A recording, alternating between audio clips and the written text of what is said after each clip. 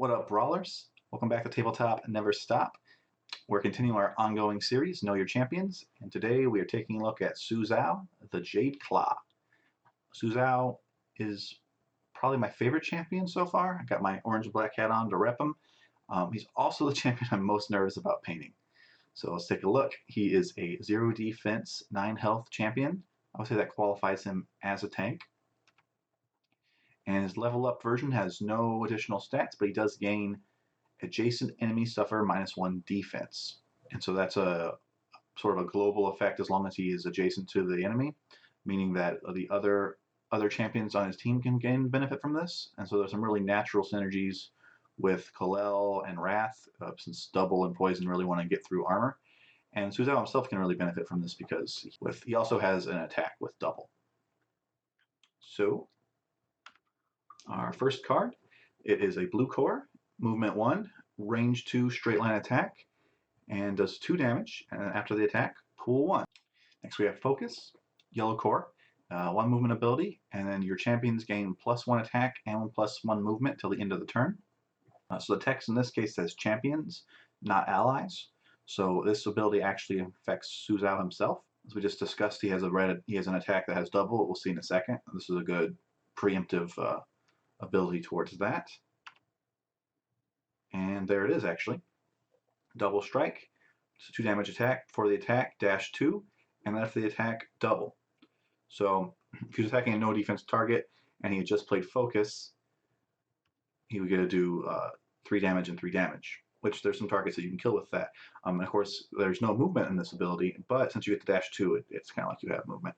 So let's take a look at that real quick. So here's a perfect storm scenario, but if we play focus, we get a +1 to our attack, and then double strike, -2, and then that would be a 6 damage attack on Gwen if there was no defense available for her. Here's a Flash of Jade, another red core. Movement 2, it's an area of effect attack, hitting three hexagons in an arc. Deal damage to each target until they are bloodied. So in Super Fantasy Brawl, bloody just means half health, rounded up. So champions with 7 health are bloodied when they are at 4. So what this effectively means is this attack takes enemies to half health. And what's cool is that it's an area of effect attack, so you could potentially get, you could get 3 targets, but that's a little bit unrealistic. Although challenge with the pool could help you get a target into formation so that you can hit multiple enemies with Flash of Jade. Area effects attacks can hurt your own champions, so you gotta keep an eye out for that. Although if you had a wounded champion standing next to 2 enemy champions, as long as the enemy was already bloodied, Flash of Jade wouldn't do anything. So Flash of Jade has enormous damage potential and also goes right through armor. The thing to remember about it is that you can't kill anything with it. There is a champion, Corvash, who gets bonuses against bloody targets. So again, there's some natural synergy between Tzu Xiao and Corvash. Here's Revenge. This is Tzu Xiao's reaction. It's a blue core. After the attack, if the target was not taken out of action, the attackers also dealt the attack damage. This reaction is not going to provide you with any protection, but if you survive, you can deal damage back to the enemy. That can potentially be a kill. Also, this damage is going through armor, so there's some scenarios where it's really good. And of course, you can play reactions on anyone, but in some ways, you actually want to play this on Tzu Xiao because he doesn't have armor, so he's going to take a lot of damage, and he can kind of handle that because he has so much health. So he's more likely to have more damage to reflect with Revenge. To me, this is kind of in the middle as far as reactions go. I mean, you can probably get a kill with this if you played enough, or weaken an enemy so that you can maybe get them next turn. But when you think about like some of the repositioning reactions, or even Dugran's ability to hold his ground, I think those are a little stronger. They're more directly translated into points than Revenge, but certainly has its uses. And finally, we have Pounce.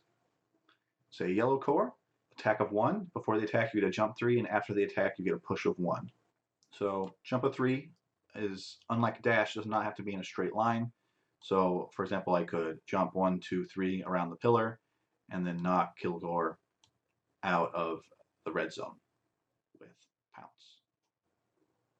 So that's Tzu Xiao. It's got a lot of mobility.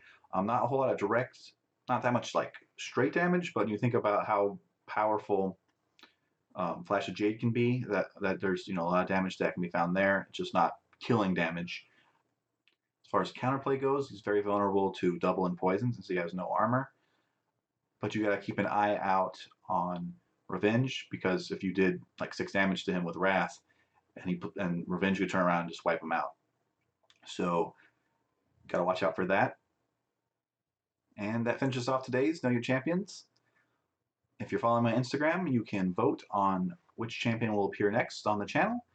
And thanks so much for watching. We'll see you next time.